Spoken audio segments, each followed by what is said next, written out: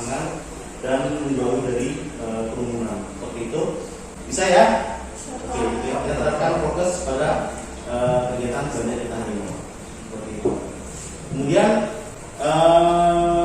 sebelum kita memulai kegiatan hari ini, Bapak mau salah satu dari kalian untuk memimpin doa. Oke, Firman bisa minta tolong dipimpin untuk berdoa teman-temannya. Baiklah kawan-kawan sekalian, sebelum kita memulai pelajaran pada hari ini, marilah kita berdoa menurut agama dan keyakinan kita masing-masing. Berdoa, dipersilakan.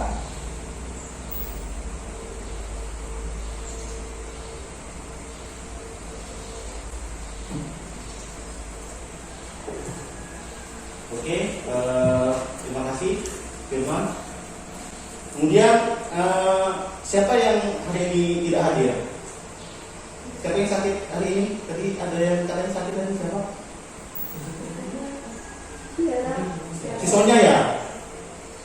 Sisonya, oh ya, betul, Sisonya ya. Ya, benar-benar Sisonya cepat sembuh ya.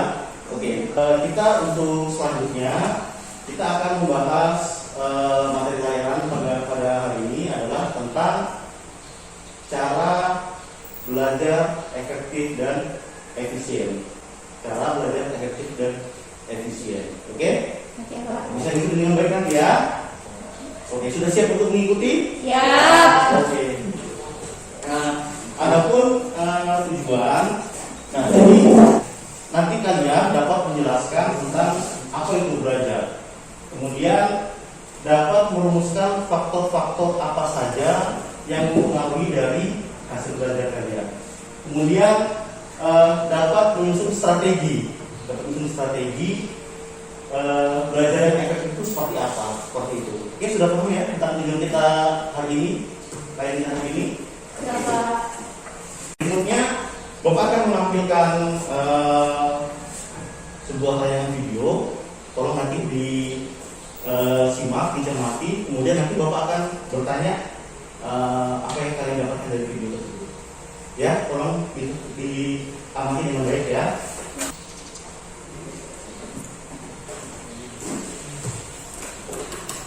Belajar merupakan suatu hal yang sangat penting bagi kehidupan manusia. Sehingga perlu adanya pendidikan untuk dapat mencari ilmu pengetahuan. Dalam pendidikan, belajar merupakan keseluruhan proses kegiatan ini. Belajar adalah proses orang yang mencoba untuk mendapatkan perubahan perilaku secara keseluruhan sebagai hasil dari pengalaman individu itu sendiri dalam interaksi dengan lingkungan. Namun, tidak sesuai yang satu ini.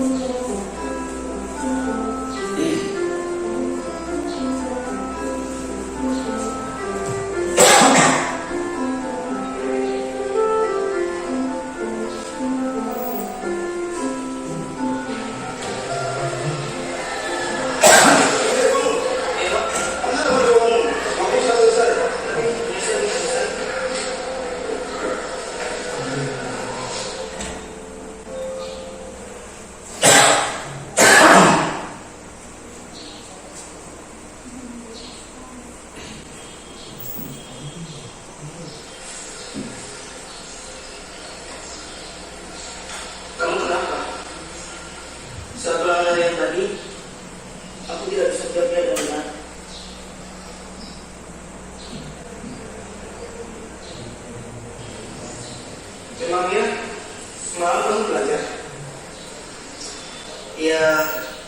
belajar, yakin.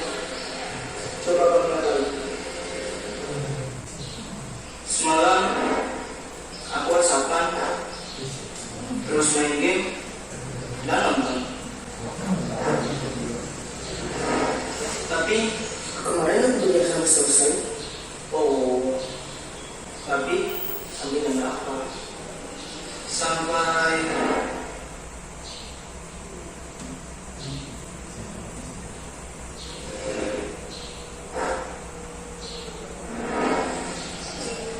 subuh. Iya ya, harusnya apapun itu janganlah dianggap remeh, termasuk dalam hal belajar. Karena sukses tidak akan diberikan begitu saja kepada orang yang malas. Sukses itu harus diperjuangkan. Memperjuangkannya dengan cara menciptakan kondisi belajar yang baik, mengatur waktu belajar dengan tepat, serta menyelesaikan segala tugas-tugas dan pekerjaan dengan cepat. Karena belajar memperluas wawasan tentang ilmu pengetahuan. Seperti yang dikatakan oleh Mahatma Gandhi, hiduplah seolah engkau mati besok, belajarlah seolah engkau hidup selamanya. Umur seseorang tak ada yang tahu, maka harus belajar dan kewajiban. Karena sukses kamu, ya tergantung usahamu.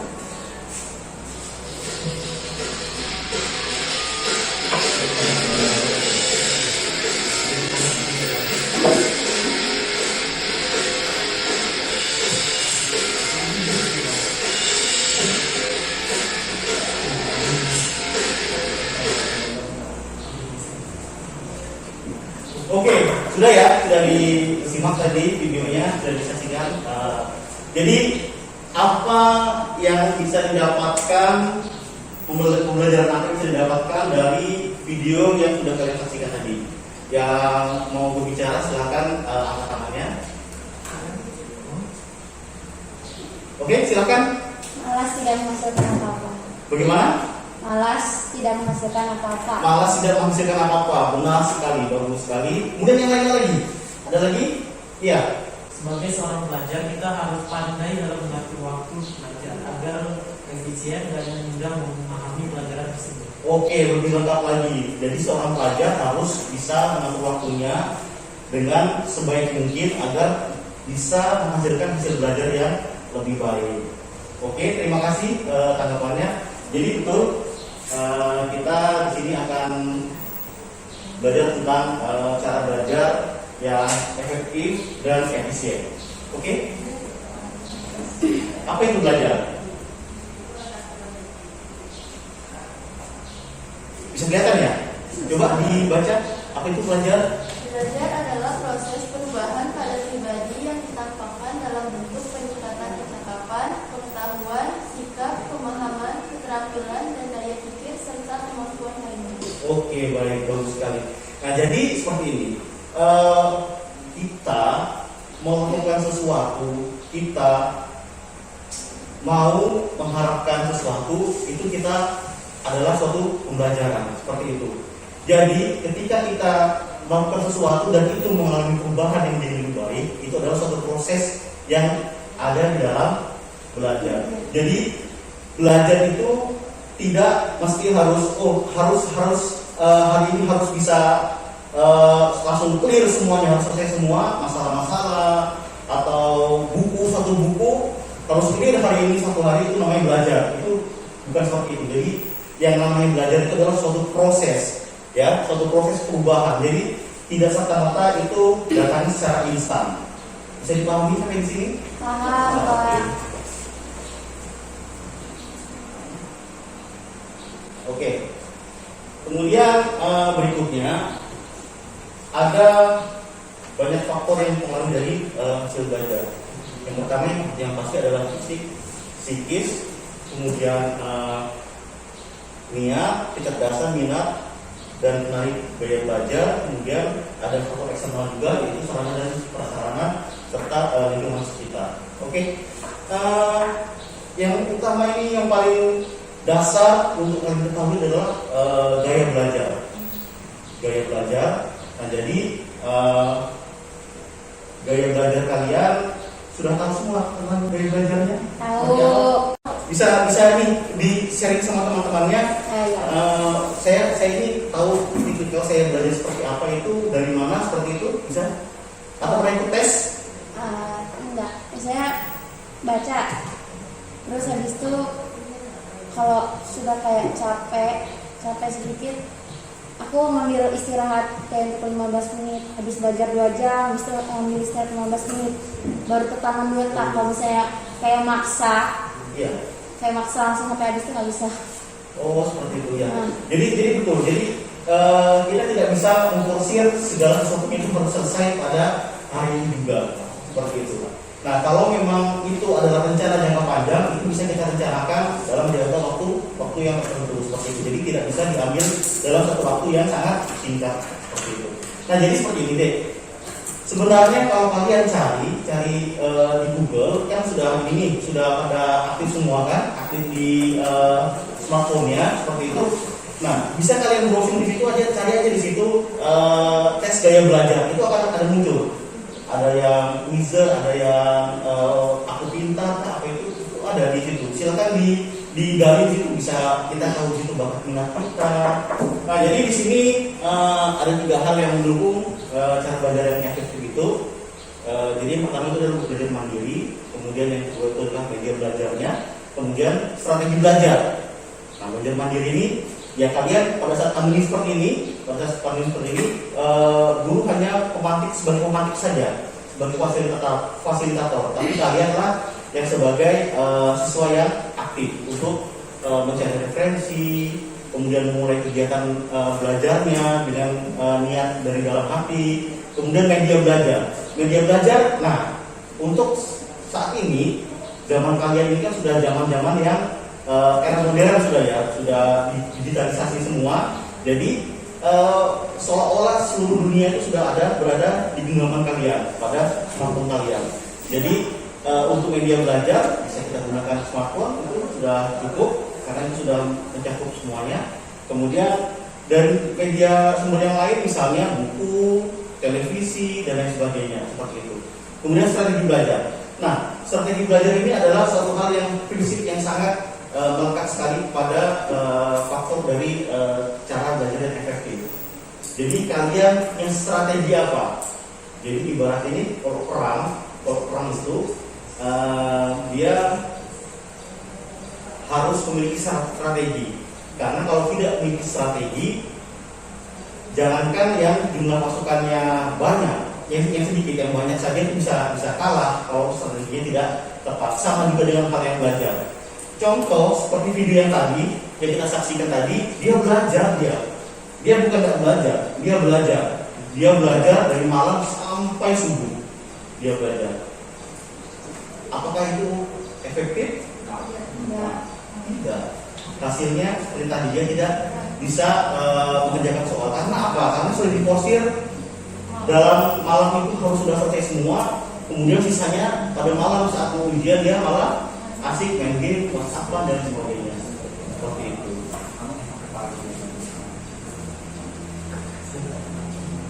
Nah, jadi untuk strateginya, jadi kita harus ciptakan dulu suasana yang nyaman.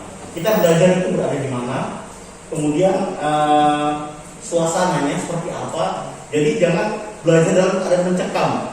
Ya, misalnya kalian sedang ada ini sama orang tua, misalnya ada suatu tekanan dari orang tua seperti itu. Ketika belajar kira-kira bisa nggak? Nggak bisa ya. Ya. Kemudian begitu juga dengan tekanan-tekanan yang lainnya. Kalian berada dalam suatu kondisi yang tertekan seperti itu, tentu tidak bisa. Kondisikan dulu di dalam diri kalian bahwa saya ini sudah merasa nyaman. Kemudian dari suasana di tempat kalian belajar, contohnya misalnya ruang, misalnya di rumah belajarnya di kamar misalnya. Di kamar, tatalah kamar itu senyaman mungkin untuk kalian, seperti itu. Kalau misalnya kalian sudah mendapatkan kenyamanan, tentunya belajarnya juga akan mudah untuk menangkapnya. Kemudian berikutnya, merangkum pelajaran atau mind mapping. Ya, jadi pernah mind mapping?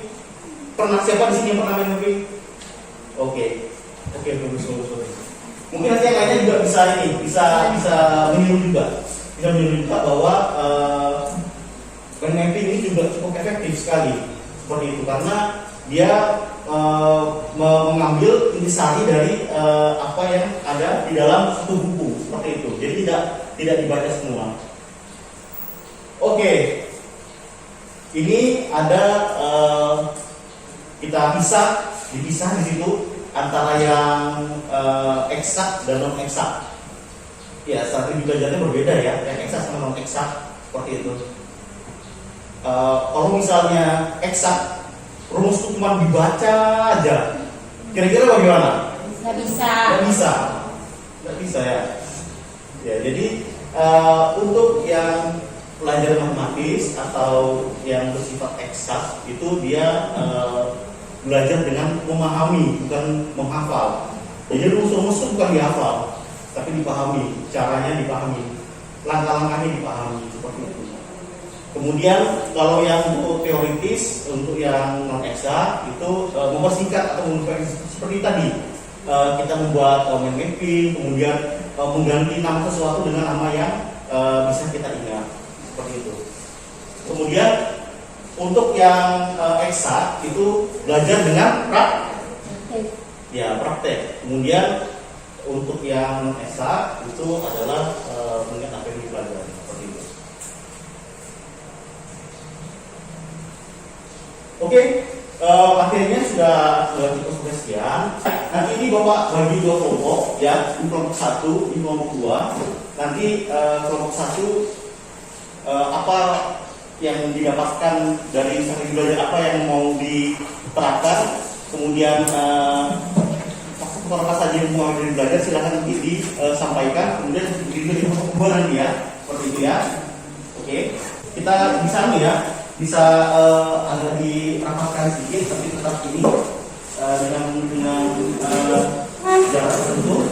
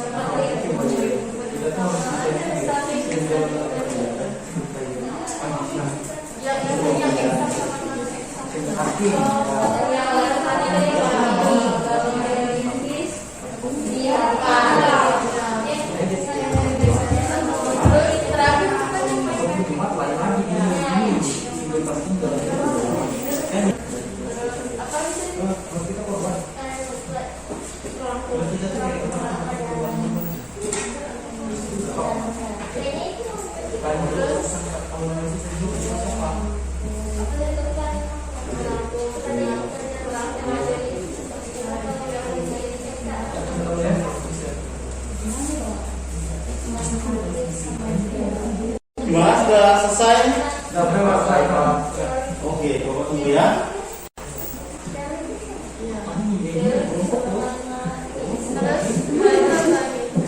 Oh, yang metode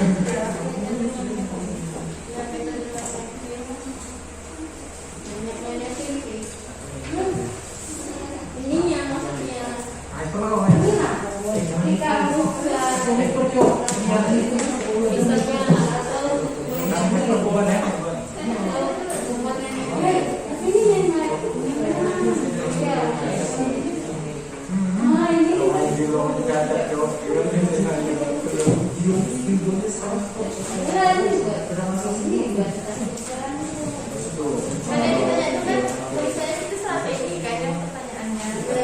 strategi 2 menit lagi ya, 2 menit lagi kita tunggu.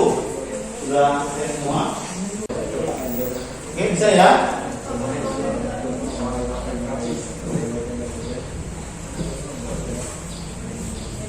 dan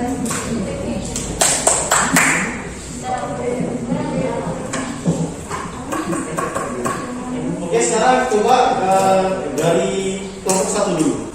Dari kelompok 1 bisa disampaikan siapa yang menyampaikan tentang hasil diskusinya, tentang apa yang sudah didapatkannya, kemudian didiskusikannya apa hasilnya. Silakan berdiri. Ya, tolong yang lainnya tolong dipanggilkan temannya. pertanyaan yang nomor 1, apakah yang Anda ketahui tentang pengertian belajar? Jelaskan. Belajar adalah suatu proses yang dilakukan untuk mendapatkan perubahan yang lebih baik. Nomor 2, cobalah untuk merumuskan faktor-faktor apa saja yang mempengaruhi hasil belajar.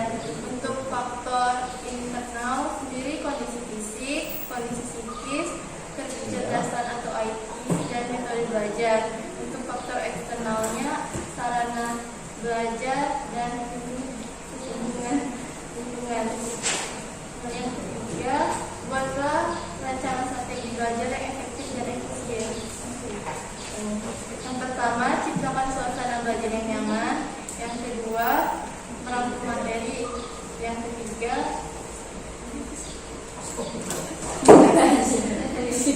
teoritis.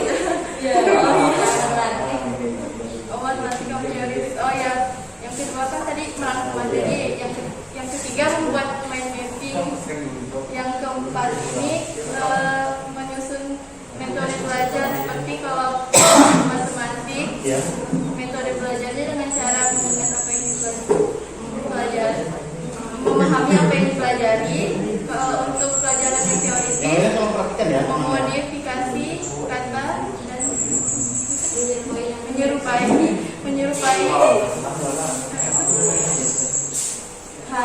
menjadikan menyerupai hal yang menjadikan. Oh ya, oke. Terima kasih. Tadi sudah disampaikan.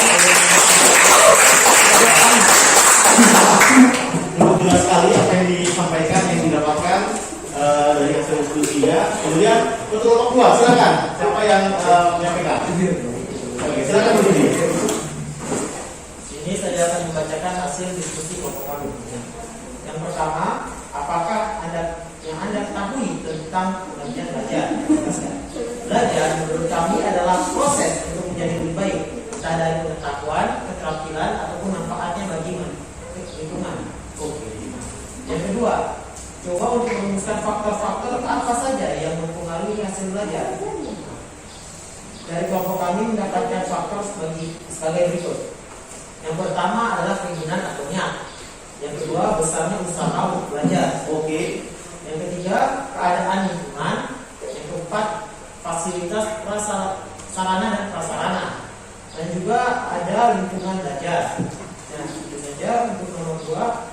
Dan juga buatlah sebuah rancangan strategi belajar yang efektif dan efisien. Nah, menurut kami ada beberapa strategi belajar yang bisa diterapkan, yaitu yang pertama, mind mapping. Nah, ini berguna bagi yang tidak mau terlalu banyak membaca buku. Dia hanya mengambil intisarinya saja, dan apabila sesuai untuk kalian, maka itu akan dengan mudah masuk ke otak. Nah, yang kedua, belajar dengan memahami, bukan menghafal. Ini berguna untuk pelajaran yang hanya untuk pemahaman. Contohnya matematika, kita harus memahami rumusnya, juga fisika, serta kimia. Nah, kalau ini menurut kami tidak sesuai untuk pelajaran yang kasusnya memang untuk menghafal seperti sejarah. Oke, baik, siap. Ya. Yang ketiga, belajar dengan praktik. Nah, yang praktik ini juga agar lebih mudah memahami penerapan yang kita pelajari di lingkungan. Contohnya dengan penerapan fisika, penerapan kimia, dan juga kesehatan jasmani berupa penjas itu harus diterapkan. Kalau teori itu masih kurang. Nah, yang keempat, belajar secara berkelompok. Ini berguna apabila Anda tidak bisa belajar sendirian. Butuh teman untuk berbagi ide ataupun berbagi tanggapan untuk membantu Anda belajar secara efektif. Sekian dari kami, terima kasih. Oke.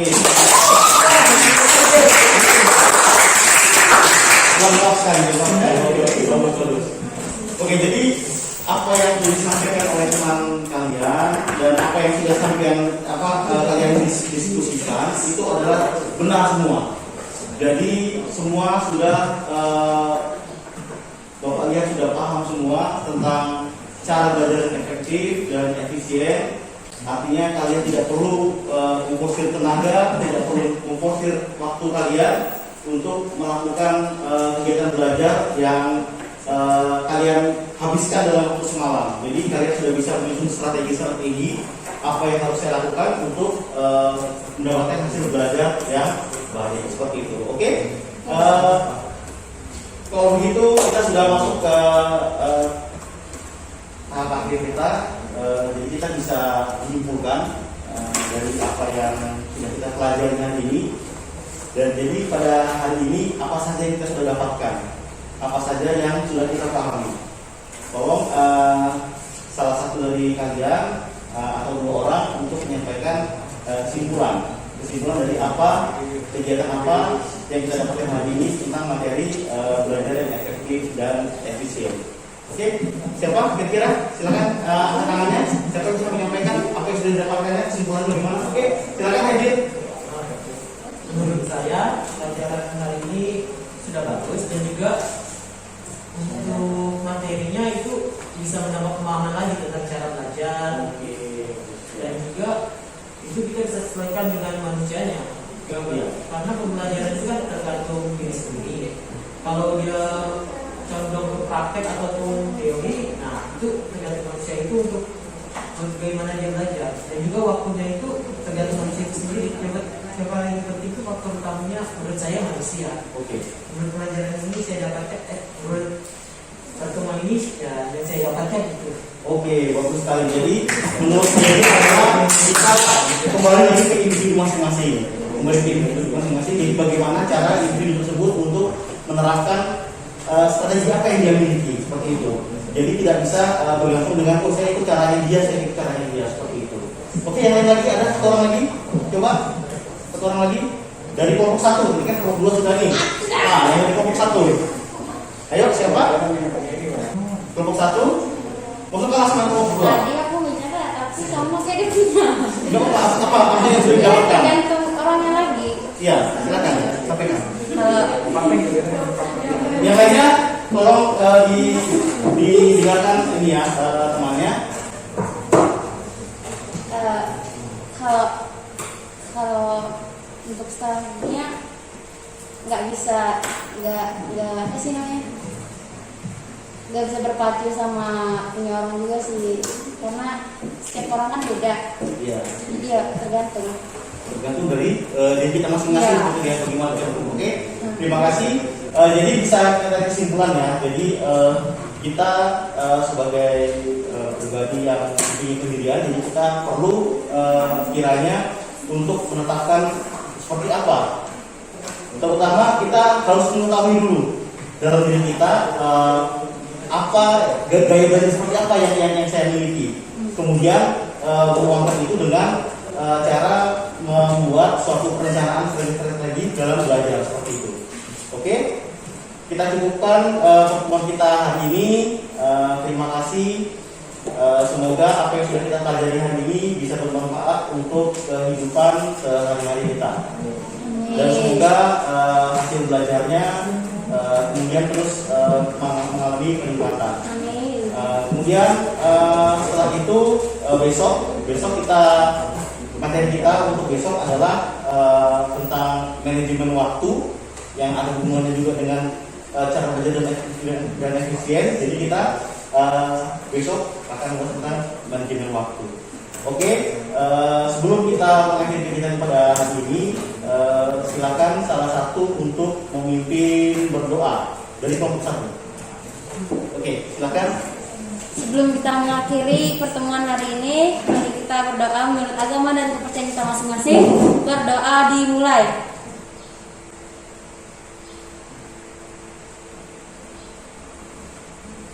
Berdoa selesai.